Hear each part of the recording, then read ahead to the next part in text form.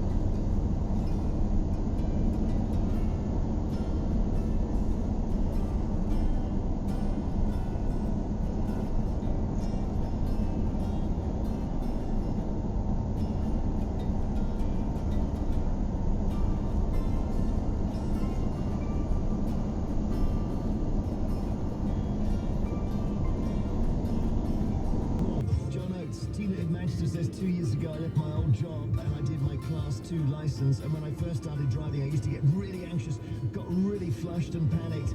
After a few months I went to the doctor, I was given HRT patches, and then after a few weeks I was much calmer. I had no flushes, I sleep better as well. Amy in Muir in Edinburgh High says I had no idea this was a thing. I'd been disorientated on routes I've done thousands of times, and at times they seemed unrecognisable to me. I have loved driving, I have loved the freedom, and I've been quite good at it. Yet another menopausal problem. Unbelievable. New song by Breland and then the Muse.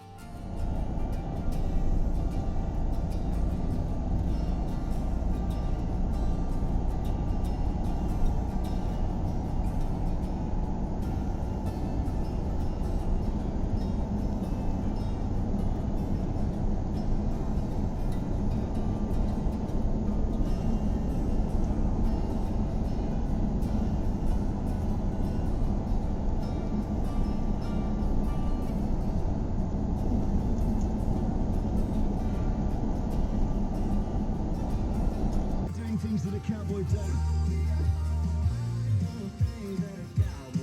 The mind boggles. Coming up later, have you fallen asleep in a completely inappropriate situation? This is Radio 2 on BBC Sounds and on your smart speaker. Play BBC.